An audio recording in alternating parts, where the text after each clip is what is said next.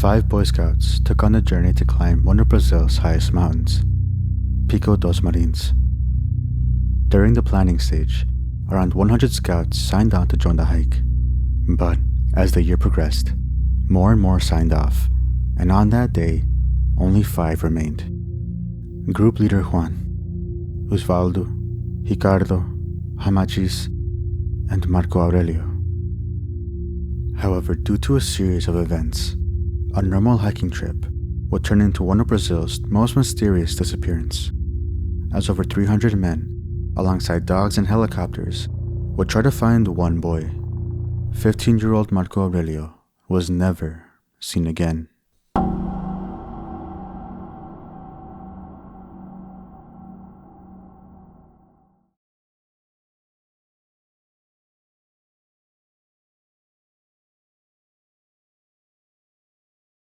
It's June 6th.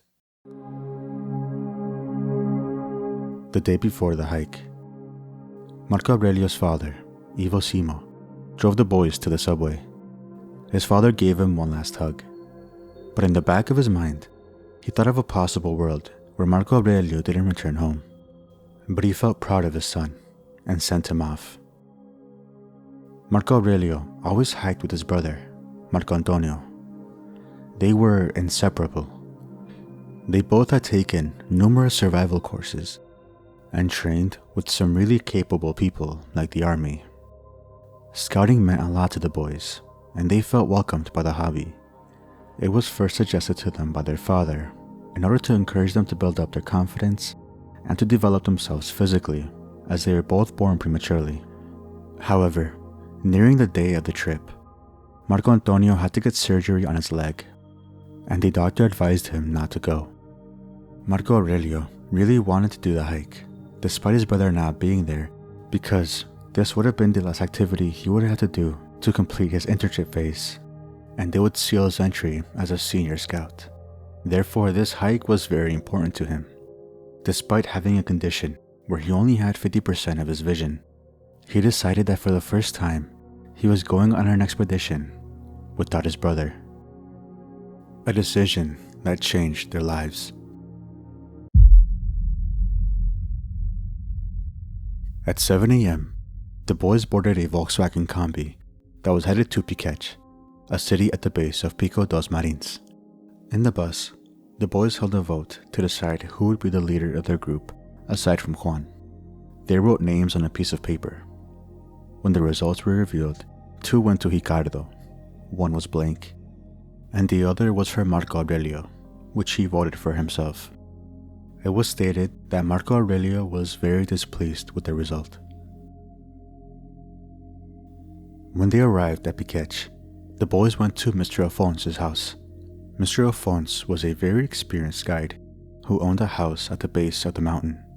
Ever since he had moved there, he helped anyone who intended to climb Pico dos Marins. He would either climb with the groups or help out people by letting them use his backyard and kitchen before hiking. The boys made a campfire, prepared their first meals, and jumped into a river, which they described as extremely cold. And well, not just the river, but the temperature in the entire area was near freezing, as winter was just around the corner. They mentioned that they didn't have the proper amount of clothing to combat this, but perhaps due to exhaustion, the boys slept soundly. Maybe a little too soundly.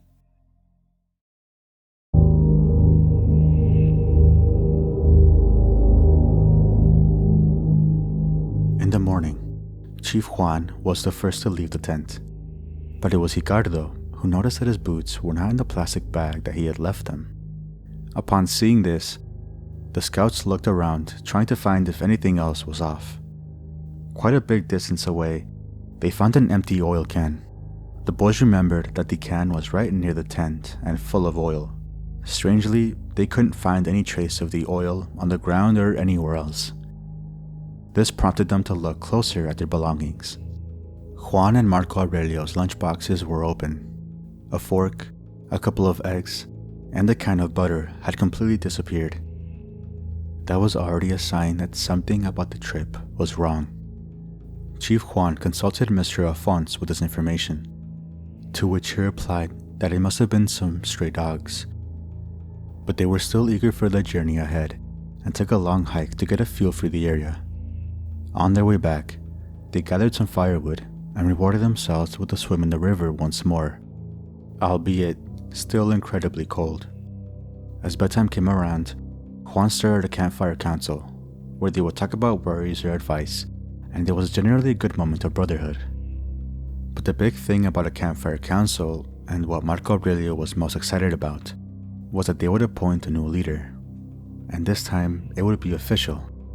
And well, Marco Aurelio was proud to have been chosen as the group's new leader, a decision that became a stepping point to the series of events that caused his disappearance.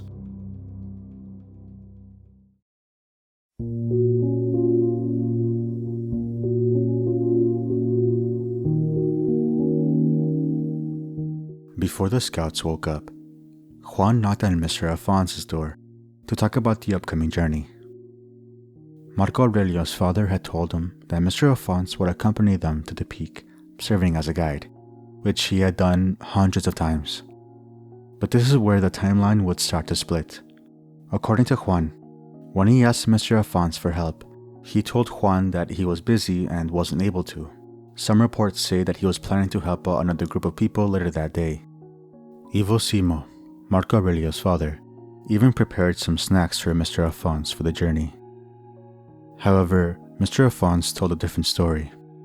According to him, he was available, but he was told by Juan that he preferred to go up alone and didn't want Mr. Alphonse's help. He held to this statement his whole life. He is no longer alive today. Whatever the case was, the boys had to do this hike without the use of a guide. When the scouts woke up that morning, Osvaldo would tell the rest of the scouts that he had an uneasy feeling during the night, like he was being constantly watched by someone outside. He recalled that while he was trying to get some sleep, he saw a figure walking by and got scared. He wasn't alone in this either. Chief Juan reportedly heard someone hit his tent. They came up with theories, but ultimately concluded that it was probably Mr. Alphonse's son who was messing with them. While they were eating breakfast and getting ready, two groups of mountaineers passed by the camp, a local family and around 15 to 20 people from a nearby city. Both of these groups offered to join them in their adventure. However, Juan politely declined, due to it being too early for him to go. He was planning to leave around 9 a.m. This decision became the one that haunted Ivo Simon the most, because he would never have allowed Marco Aurelio to go on the trip if they couldn't find a guide. At 9 a.m., the 240th Scout Patrol finally set off to the mountain.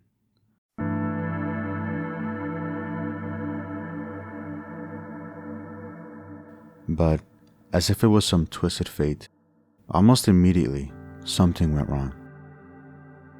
Instead of taking the trail through the woods that Mr. Alphonse or mountaineers would usually take, Chief Juan opted for a dirt path that wasn't on the main route. The normal trail would have led to the first stop of the hike, Morro do Careca, literally meaning Bald Hill. Reports say it would have taken around an hour and a half had they chosen the right path. But due to the tremendous error of choosing the wrong path, the 1 hour and 30-minute hike turned into 4 hours. By the time the group reached Bald Hill, they were utterly exhausted. But they noticed something immediately. If they were on the right path, there would have been a small window of time where they would have come across the mountaineers that went ahead before them a couple of hours before the group started. But the mountaineers were nowhere to be seen. They walked for about another hour until they spotted another landmark, an iron cross embedded into a rock. From this point, it was also possible to see the peak of the mountain. It gave them hope and joy, knowing that they were almost at the top. However, it's at this point where everything goes wrong. A few minutes after reaching the cross, they heard a yell behind them. It was Osvaldo. They hurried over and found his left leg stuck in a hole. Juan pulled him out, but Osvaldo was writhing in pain. He wasn't able to walk. His knee was too injured. With no other choice, Juan immediately canceled the climb to the peak and was focused on getting Osvaldo back to safety. There was one problem though. The group was too far into the climb. It would take hours for them to walk back, even longer with Osvaldo unable to walk. The scouts stopped for a moment, trying to come up with a solution. At first, they made a splint, but that didn't work. They then tried to make a homemade stretcher, but that also failed. The only other option was to carry Osvaldo all the way down. Hamachis and Marco Aurelio both offered to scout ahead and make trail signs to figure out the best way back. Juan ultimately decided that Marco Aurelio was going down the mountain ahead of the group, while Hamachis would carry Osvaldo's backpack because he was in better shape and Marco Aurelio was the group leader. He had more training and knowledge. Therefore, he would know what the best paths would be. Once he would reach the bottom, he would already have a car or ambulance waiting for them. But that decision broke a major and one of the most basic rules in scouting. Never separate from the team. That choice also seemed disastrous from the start. Marco Aurelio had poor vision, only 50%. But to the group, it seemed the option with the least amount of risk. Juan gave Marco Aurelio instructions on how to mark the path. He said to mark stones with the numbers of the patrol group 240. Marco Aurelio agreed and went down by himself. That was the last time anyone ever saw Marco Aurelio again.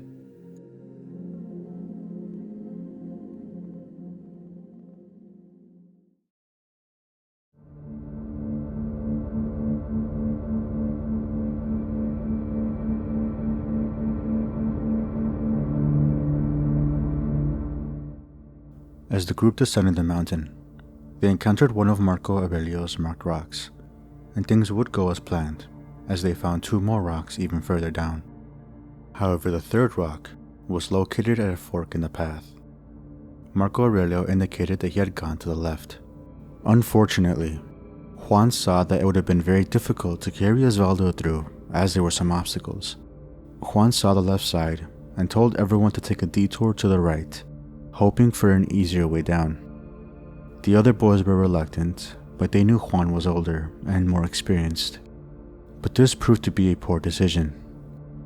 The path to the right was very steep and was a longer way down. A much longer way down. Soon enough, the temperature began to fall as nighttime came in. That day, June 8th, happened to be the single coldest day that year in the area. Because the expedition was only supposed to last a couple of hours, the boys did not prepare for the freezing temperature, only wearing short-sleeved shirts and shorts. They also didn't have enough food and barely any water left. What made matters worse, their compasses had stopped working. The boys had lost any sense of direction in this freezing, dense forest, hoping to find another person or light in the distance, and at the same time, they were worried about Marco Aurelio, but they were optimistic that he made it down safely. 12 hours after the accident, the group stumbled upon a farm in the middle of nowhere, and immediately they started calling for help. The boys were shocked as a man stepped out, pointing a gun towards them. Juan told the man that they were a group of scouts who got lost trying to descend Pico dos Marins. The farmer told him that they weren't in San Paulo anymore, and that they walked so far that they had crossed state lines. The farm was 6 kilometers away from Mr. Afonso's house, which was a little under 4 miles. The scouts didn't even rest and continued to walk once again on a dirt road. They made it to Mr. Afonso's house around 5 in the morning, almost 20 hours after embarking towards Picos dos Marins. But when they got to their tent, they noticed that something was not right. Somebody had messed with their stuff again. Their tent was knocked down and their belongings were scattered all over the place. The boys were confused. They tried to see if they could spot Marco Aurelio, thinking that this was him. When they couldn't see him, they called out to him. But nothing. The boys waited there and opened a can of condensed milk to eat. At 6:30 a.m., Juan got tired of waiting He didn't even talk to Mr. Afonso to see if Marco Aurelio came by his house, and instead walked back into the woods in search of him. Meanwhile, the boys back at the camp tried to get some rest. The faint sound of Juan's whistle could be heard. Juan spent 4 hours searching for Marco Aurelio to no success. He returned to the camp at around 10 a.m. and waited with the scouts for the combi driver, as he was supposed to pick them up at that time. When the driver arrived, Juan informed him of Marco Aurelio's disappearance, and he called the local scout group in Piquech, led by Chief Gugu. Chief Gugu then called another scout group for help. Keep in mind, not any of these people called police. The search lasted for another couple of hours, until at around 4:30 p.m., when they had to stop because of the extreme cold. The group didn't call police until 5:15 p.m. That was almost 30 hours after Marco Aurelio was last seen. The police told them that they would have to start the following day because of the weather. With no other option, the scouts had to wait. Approximately around 7 p.m., the scouts and Juan were sitting around the kitchen table as Mr. Afonso's wife, Mrs. Maria, prepared a soup for the boys to eat. The boys talked to each other, still shocked at everything that happened. But then, they heard a scout whistle. Everybody looked at each other surprised. Then they would describe hearing a shrieking scream. The boys ran towards the sounds. Juan went back in the woods, but out of nowhere, they saw a bluish light in the distance around treetop level. Then, nothing. Complete silence. At nightfall, around 10 p.m. on Sunday night, Chief Gugu took the scouts and Chief Juan to his house. It was there that Juan had to make a phone call.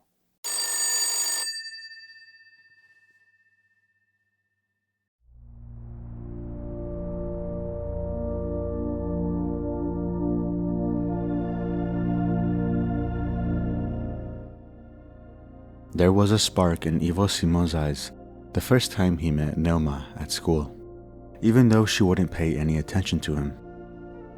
He would ask her to take the stairs together, but she refused and took the elevator. When he asked her to take the elevator, she took the stairs.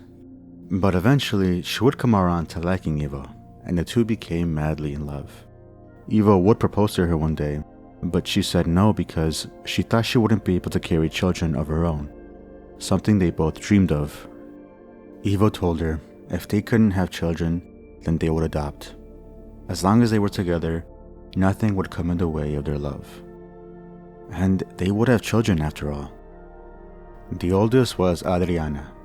Then came Fabio, Marco Antonio, Marco Aurelio, and finally Patricia.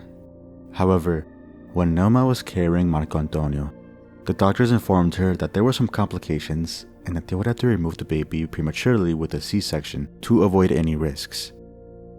On January 16, 1970, at 4:50 p.m., the doctors took Marco Antonio out of his mother, weighing around 2.2 pounds. The doctors put the placenta and other things to the side for disposal, but they were puzzled to see something moving around. When they checked, much to their surprise, they found another baby. Marco Aurelio was born 1 minute afterwards. The Simo family grew. Their mother was described as a wonderful person and a strong mother, qualities that she passed down to her children, but they were all unique in their own way. Adriana was helpful, Fabio was supportive, Patricia was the family's sweetheart, Marco Antonio always cried, and Marco Aurelio was a daredevil, dangerous, mischievous, and always getting into trouble. The kids loved each other very much and always played together, or did homework together on the kitchen table.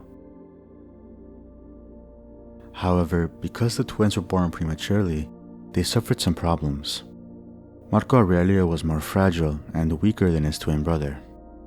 Because of this, he had to undergo a series of surgeries. He stayed 37 days at the hospital, unable to see his siblings, but he had strength inside of him and recovered, happy to see his twin. They were inseparable. They loved to dress the same and play pranks on people who didn't know they were twins. As a suggestion from their father, they joined scouting together, and the rest is history.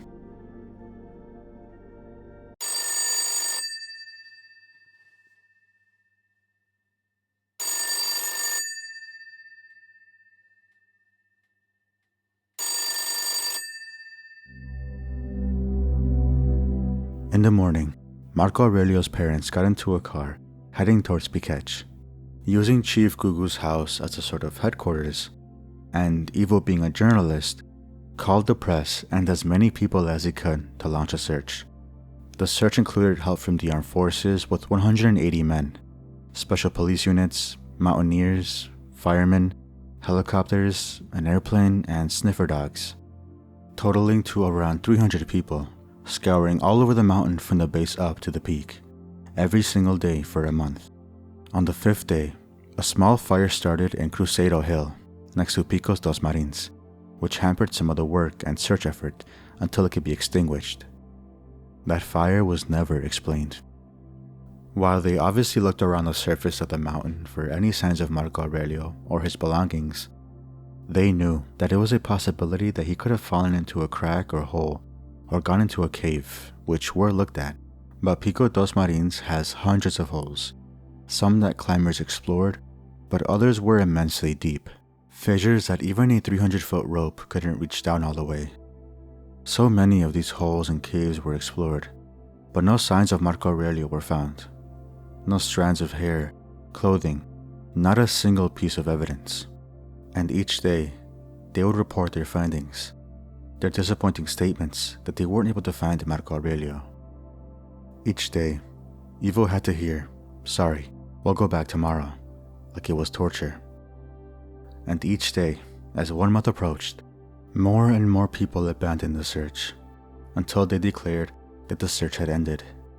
Marco Aurelio's parents went back home. The search teams were so confident that they searched through every nook and cranny of that mountain, that the boy was not there. Some proclaimed that if God turned that mountain upside down and everyone fell, Marco Aurelio would not be there. They believed that it was not possible that a sweep of the entire region was done and no evidence of him could show up. This led to many theories. Could he have walked away, been kidnapped, or killed somewhere else? Or who knows? After the search ended, the police would start investigating it more as a crime, and soon enough, another name became a talking point in this story: the prime suspect for homicide.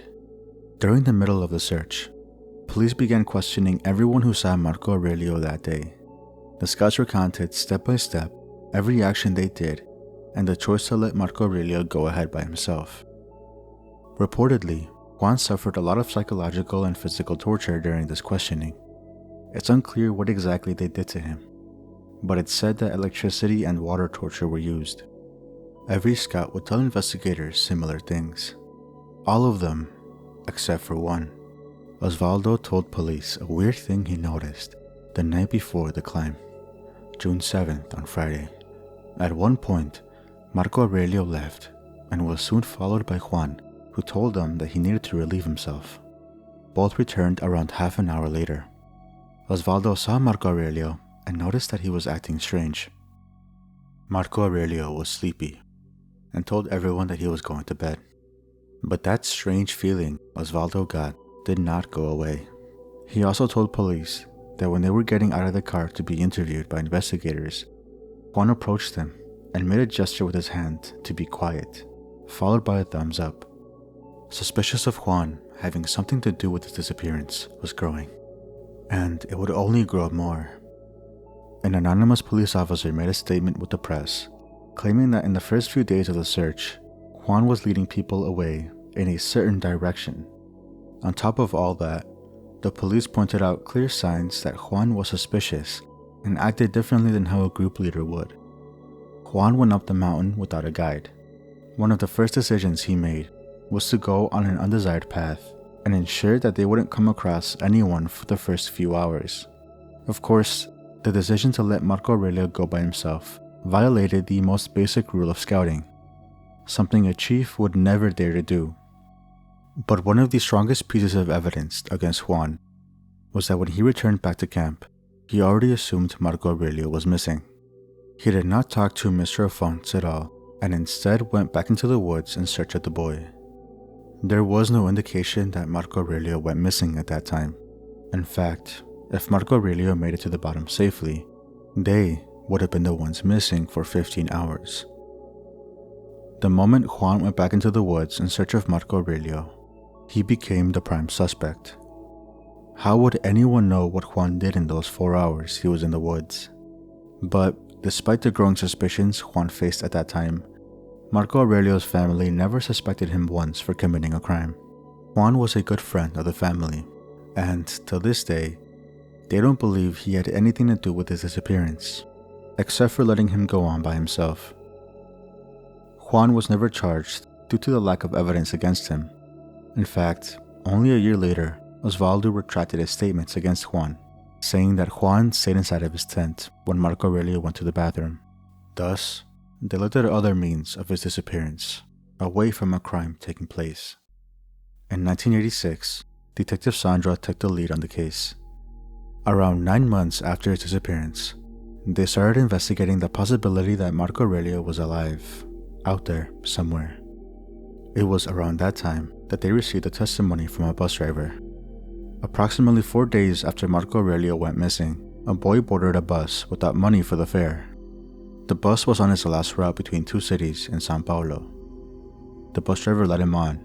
The boy explained that he was going on a school trip and that his friends had already left, but they had his money on them.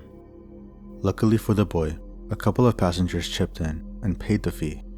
The driver described the boy to be wearing new jeans and a shirt.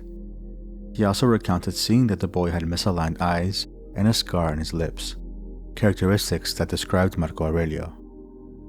However, the bus driver was not aware of the search for Marco Aurelio at that time.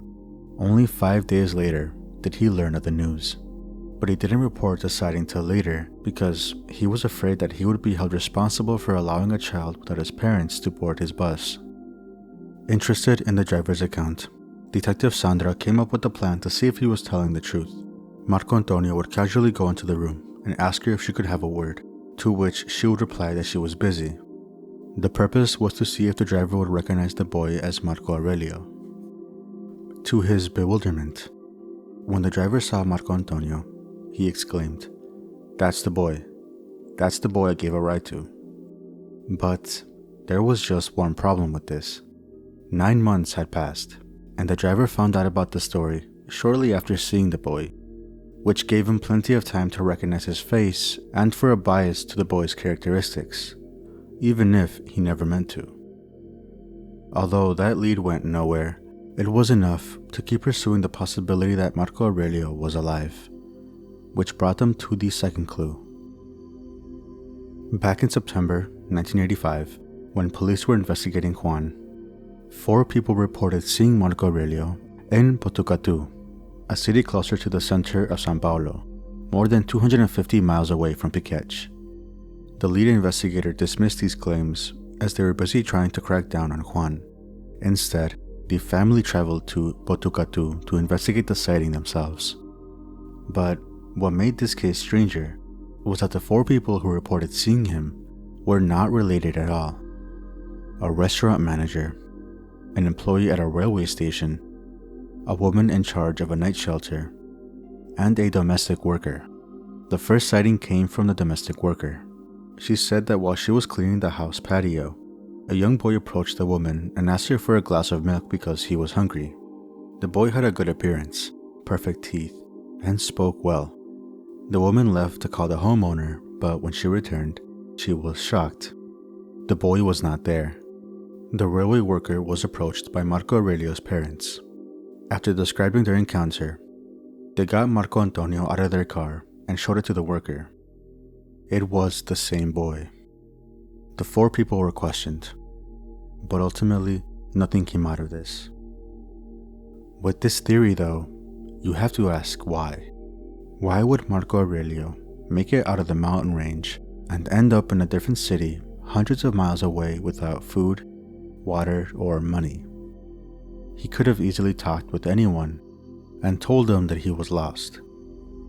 What if Marco Aurelio was kidnapped or forced to disappear? About a year after Marco Aurelio's disappearance, the Simo family got a call from a mysterious person telling them that they had Marco Aurelio and had 48 hours to raise a large amount of money, or else they would never see him alive ever again. The money was far beyond their reach. They called an anti-kidnapping group and they came up with an idea. They would fill a bag with pieces of paper that resembled banknotes. The top layer would be real money to disguise the fake ones, and the policewoman disguised as Neoma Simo would approach the kidnappers, while armed policemen hid around the meeting area. After a few hours, a car approached, but they noticed the police operation right away and drove off. The kidnappers went dark after that. Could it be that Marco Aurelio was actually kidnapped by these people? We'll never know, but it most likely points to being a hoax. The family received dozens of calls over the years by alleged kidnappers asking for ransom money, but that possibility is not zero. So, if he wasn't kidnapped, then it's possible he chose to disappear. If he survived the night, he could have consciously chosen to leave his life behind for whatever reason. That seemed like the most likely hypothesis, since they wouldn't find any evidence to support that he died on that mountain. But to his family, there was no reason for him to run away from home. He was chosen to be class monitor and speaker at school. He was well liked by his peers and teachers, and he had a loving family, a twin brother whom he loved to be around. So what else could it be?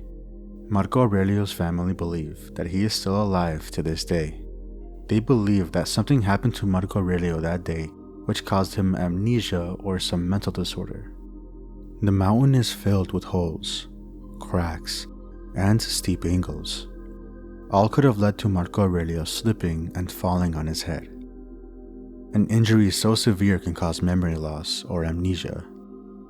From there, he could have wandered away, walking into the unknown, among other people, homeless, or with a family. The possibilities are endless. And that possibility is what keeps the Simo family going every day. The hope that Marco Aurelio is among them. They never lost hope, going all over the country for the past 41 years. É mais difícil. O que aconteceu com o filho Marco Aurélio Simão? Marco Aurélio, de 15 anos. Mas o Marco Aurélio? O Marco Aurélio. De Marco Aurélio. O Marco Aurélio, pai do Marco Aurélio. Do Marco Aurélio. E, por exemplo, você está ali num passeio. Então... The case was closed in 1990, but the family kept using television talk shows, online interviews. They started a blog, all in the effort to keep the case from being forgotten.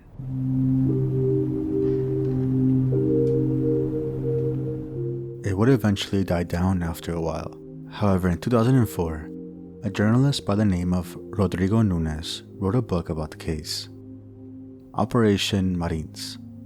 It was the first in a trilogy of books, taking a detailed and deep dive into the case, including new information and discoveries. Although the book did reignite a lot of interest to the public, the book seemed more like it was Rodrigo's personal take on the case, prioritizing a narrative flow rather than showing the bigger, verified facts. For example, Rodrigo wrote dialogue and scenes based on the events in order to make it read more like a novel, which the family found odd. Either way, they were still happy to see more eyes on the case, but eventually the case would die down again. Well, until 2021.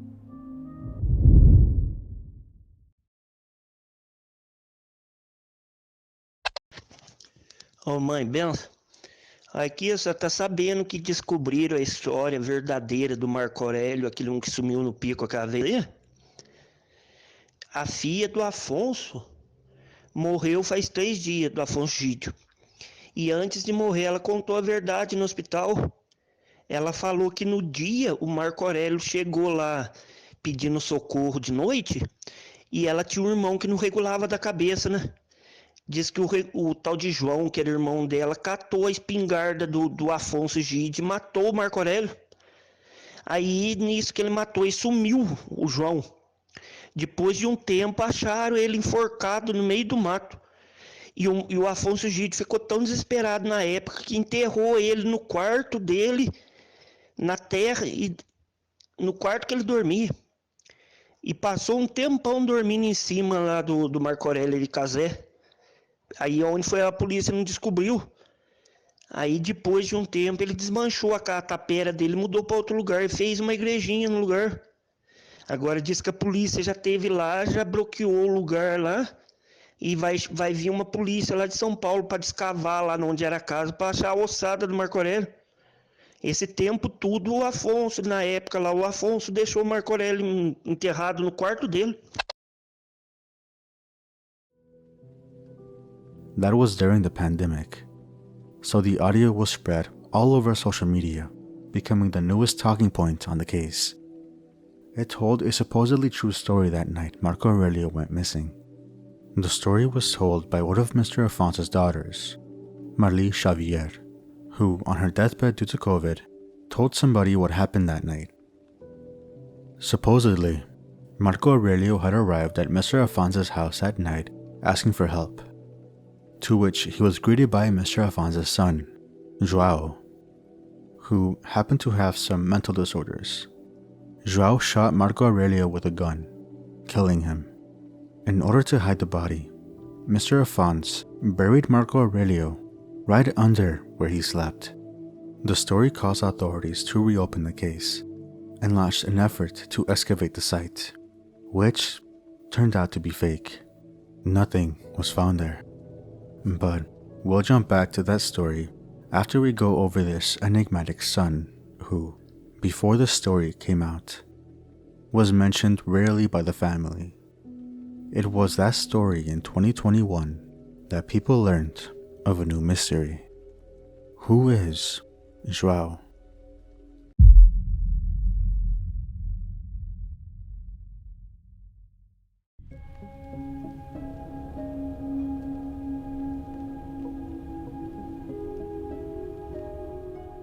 João Carlos Xavier was born in 1950, which made him 35 in 1985. He was described as being very aggressive and unpredictable, which caused him to have a lot of fights with his father, Mr. Afonso. When he was 20, he was diagnosed with epilepsy and started taking medication, but those didn't help with his aggressive behavior. The family described him as an adult with the mentality of a child, and he would often spy on his sisters. Fed up with the constant fights and João's behavior, Mr. Afonso built a small room outside the house to lock his son away from the other members of the family. But this also caused him to grow an even deeper hatred for his father and mountaineers in general, and he would frequently run away. Every time, Mr. Afonso would run after him and lock him up again, creating a twisted relationship between father and son. The scouts actually believed that the person who was rummaging through their stuff the first few days before the hike, and the person who was watching them sleep, was João as well. On June 9th, approximately from 10 a.m. to 3 p.m., the family went into town to take care of a few things. There was only one person home, João. At 2 p.m., Marco Aurelio went down the mountain to get help, which would have led him straight down to João. Is it possible that Marco Aurelio made it back safely and, in trying to get help, talked to João, who hated mountaineers and, with an unstable mind, murdered Marco Aurelio? The family then would have had plenty of time to cover it up. The whole family, including João, were never seen as suspects. But what happened next would truly tie this case around itself into another mystery. 4 years after Marco Aurelio disappeared, someone else would disappear in Pico dos Marins. But this time, there was no search. No dogs, helicopters, no media attention at all. This person was João. who walked into the woods and never returned. Two completely opposite people and two different reactions to the disappearances. The Javier family rarely mentioned João, while the Simo family spent their whole lives trying to make people remember Marco Aurelio. Fast forward to 2019. Mr. Alfonso's house was owned by a woman named Mrs. Maria, also known as Dora. One of Mr. Alfonso's daughter, Helena, knocked on Dora's door. She wanted to spend some time in the area to relive the good memories she had as a child. But Dora would come to realize that Helena had other intentions in mind.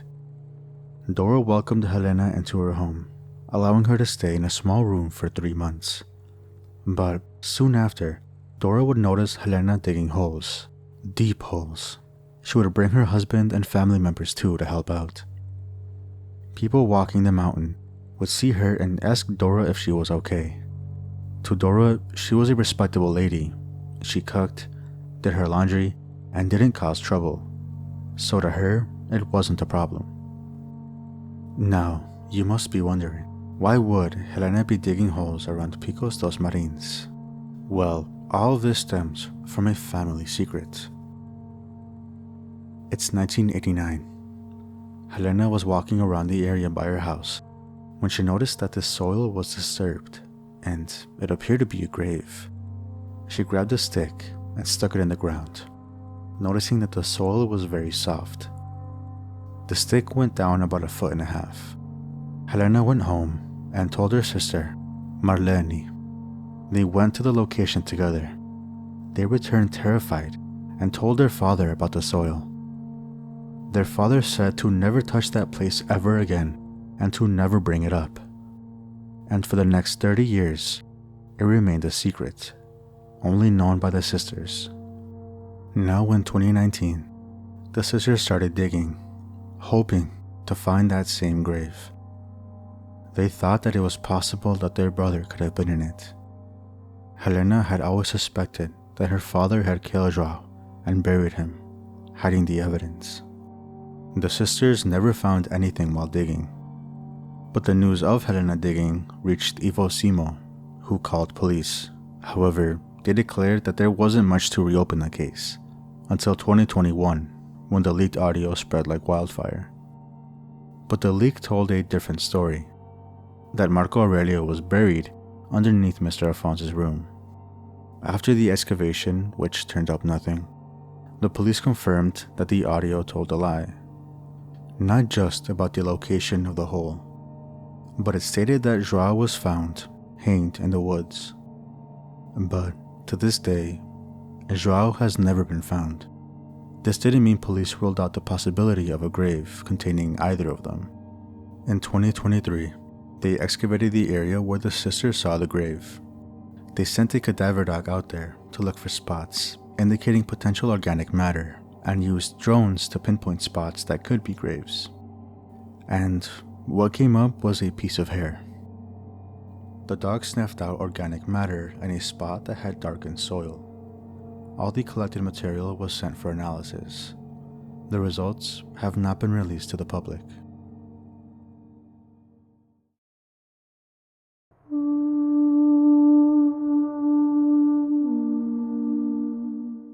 Ivo Simo still lives in the same house he lived 41 years ago. He doesn't want to leave because there's always a chance that he'll hear the doorbell ring and his son will be on the other end. He never rests, even at the age of 84. His whole life, his whole mission is to look for Marco Aurelio. Neuma and Ivo were married for 51 years until Neuma died on December 27, 2015. She died without ever knowing her son's fate, but she had hope in her heart that her son was alive, out there somewhere, perhaps with a family of his own. His brother Marco Antonio takes pictures of himself to show the public what Marco Aurelio might look like today. Juan has largely avoided speaking to the media, living a reclusive life. He has stated that his decision to let Marco Aurelio go by himself was a logical decision, given the circumstances. Osvaldo blames himself for Marco Aurelio's disappearance, because if he never got injured, then Marco Aurelio would never have gone off on his own. He is now a police officer who specializes in disappearances. Brazil's biggest mystery is what happened to Marco Aurelio. We may never know the answer to that question, but his family's strength and hope is insurmountable. Their determination is none like I've seen. I really do hope that one day they receive a knock on their door. I want to give a big thank you to Homeless Man for being a Tier 4 member of my Patreon, and Guillotine for being a Tier 3 member, as well as Kevin Korani, Abdiel Camarena, DJ Warbear, Jacob Morg, and Raven 2.0 for being Tier 2 members. Thank you all. But anyways, I'll see you later.